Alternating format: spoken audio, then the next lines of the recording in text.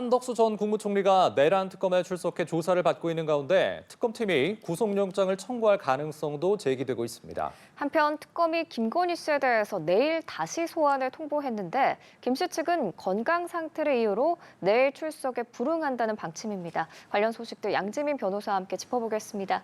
어서 오세요. 어서 오세요. 안녕하세요. 오늘 오전 한 전 국무총리가 특검에 재소환됐습니다. 첫 번째 소환 이후에 약 50일 만에 다시 부른 건데요. 그 사이에 증거라든지 이런 부분들이 어느 정도 확보가 됐다고 봐야 합니까? 그렇습니다. 이 한 전 총리에 대해서 일단은 자택에 대한 압수수색도 지난달에 이미 진행이 된 바 있고요. 그리고 관련 다른 당사자들의 진술을 확보하는데 이제 특검이 많은 노력을 기울였던 것으로 보입니다.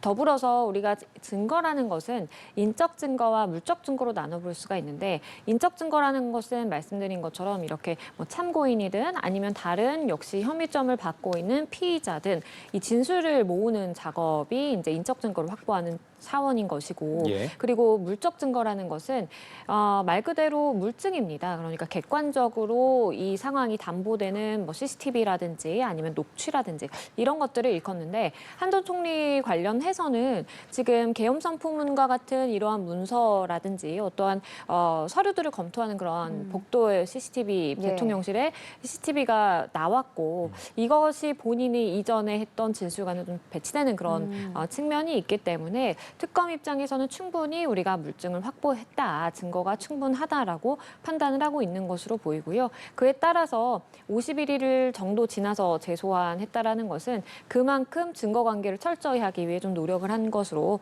파악이 되고 있습니다. 네, 말씀 주신 것처럼 특검팀이 한 전 총리가 그 계엄 문건 살펴보는 장면이 담긴 CCTV 확보했다고 말씀해 주셨잖아요.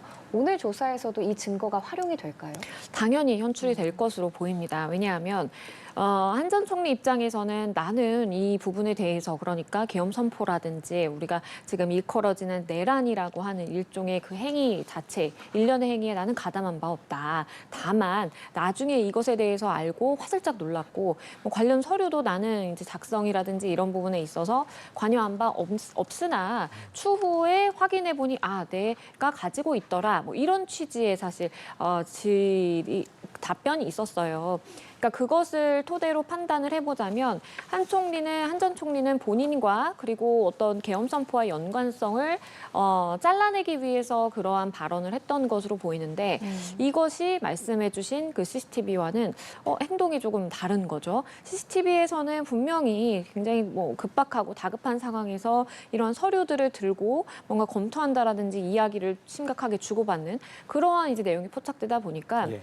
계엄을 선포하는 과정에 있어서 분명히 계엄 선포할 것을 인지하고 있었고 이 인지함에 따라서 본인도 일정 정도 행위를 동조해서 관여했고 그러자라고 한다면 내란에 공범 행위를 했다라고 볼 여지도 있는 것이기 때문에 지금까지는 참고인 신분으로 이 소환해서 조사를 했고 인신구속의 상태도 아니지만 지금은 오늘 답변을 어떻게 하느냐에 따라서 특검이 얼마나 많은 증거를 가지고 이렇게 맞춰보는 작업을 하느냐에 따라서 앞으로의 방향성은 좀 달라질 수도 있는 상황입니다. 예, 지금 또 한 가지 혐의가 나온 것이 계엄 당일 한덕수 전 총리가 당시 국민의힘 원내대표였죠. 추경호 의원과 통화한 사실이 드러났습니다. 그런데 이제 단순히 통화한 사실만으로는 이런 계엄 해제 과정을 방해했다라는 것에 대한 입증이 좀 어려울 텐데 어떤 부분을 들여다볼지 좀 궁금하기도 하고 그렇다면 이제 추경호 전 원내대표나 국민의힘 다른 의원들에게도 수사가 좀 확대될 가능성은 어떻게 보세요?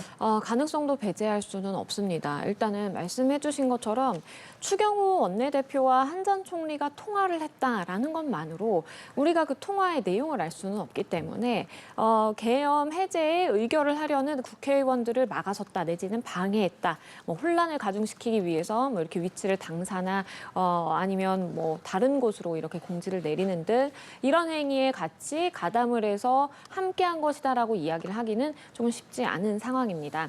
다만 특검에서 노력을 했을 부분은 추경호 원내대표와 한 전 총리가 한 통화 시점을 기준으로 해서 추경호 원내대표가 의원들에게 국민의힘 의원들에게 어떠한 공지사항을 어떻게 내렸는지에 대해서도 주목을 할 것이고요. 그 이후에 만약에 두 사람이 연락을 주고받은 사항이 있다면 그리고 주고받은 문자 내용이 있다면 이 부분도 파악하기 위해 노력을 했을 것으로 보이고 무엇보다도 당사자들에게 물어봤을 것입니다. 그러니까 오늘도 분명히 물어볼 겁니다. 그때 통화한 기록이 있는데 무슨 내용의 통화를 했냐라고 물어볼 것이고 기회가 된다면 당시에 그 주변에 있었던 의원이라든지 추 원내대표에 대해서도 똑같은 질문을 던지고 그것이 내용이 일치하는지 맞춰보는 작업도 기울이게 될 것으로 보이고요.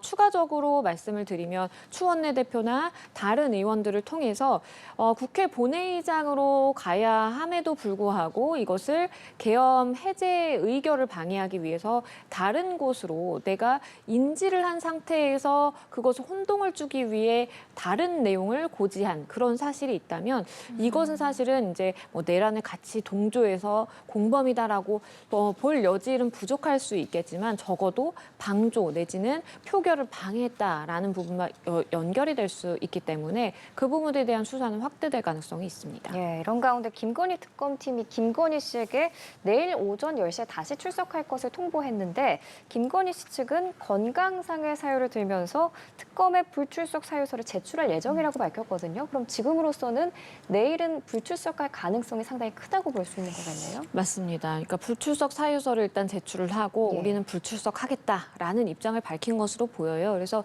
내일은 불출석할 가능성이 굉장히 높아 보이고 물론 법원의 경우에 이제 불출석 사유서라든지 그 불출석 사유서를 제출하면서 함께 기일을 변경해 달라라는 기일 변경 신청서를 제출을 하는데 그럼 그것을 법원이 받아들일지 말지를 결정하고 그걸 사전에 당사자들에게 고지를 해주거든요.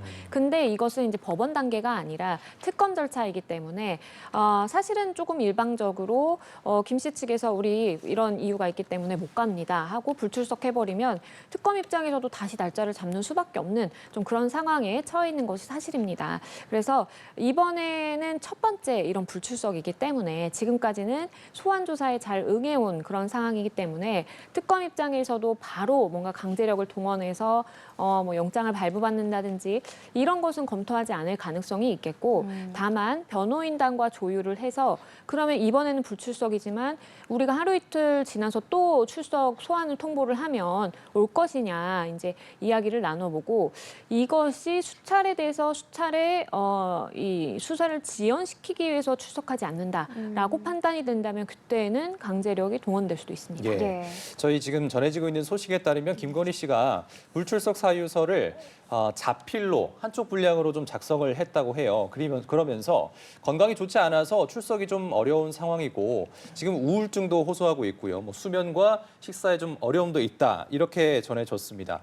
지금 앞서 어제 이제 두 번째 소환 조사에서 진술 거부권을 사용을 했고 실제로 조사가 이루어진 시간도 3시간 12분밖에 되지 않았다 이렇게 들었거든요. 그렇다면 이게 본인이 주장한 어떤 건강상의 이유나 이런 것들을 좀 참작을 해야 했다고 볼까요?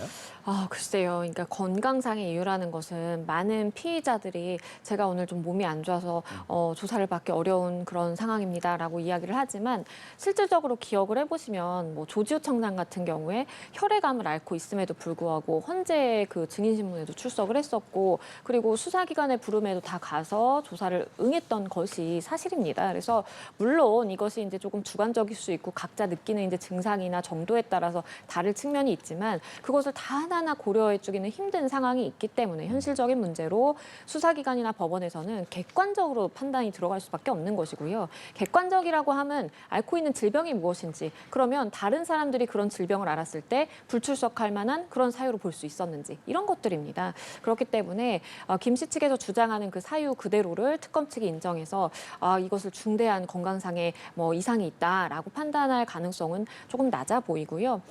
그리고 계속해서 진술 거부권을 행사하고 있는데 이것은 뭐 꼭 건강상의 이유 때문에 진술 거부권을 행사한다기보다는 본인의 유불리를 따져서 하는 것이라고 생각합니다. 왜냐하면 본인이 이제 받고 있는 혐의가 윤 전 대통령과 연결된 부분도 있고 그러면 본인이 둘 다 구속된 상태에서 누가 무슨 말을 하는지를 모르기 때문에 본인이 자칫 잘못해서 잘못된 이야기를 하면 윤 전 대통령에게 불리해질 수도 있는 것이고 그리고 추후에 법원 단계에 가서 다투는 것이 나에게 좀 좋지 않을까라는 생각을 할 여지가 있어요. 그렇기 때문에 이것은 꼭 건강상의 이유만으로 보기는 좀 어려운 측면이 있습니다. 예, 알겠습니다. 오늘 특검 관련 소식들 양지민 변호사와 함께 짚어봤습니다. 말씀 잘 들었습니다. 감사합니다.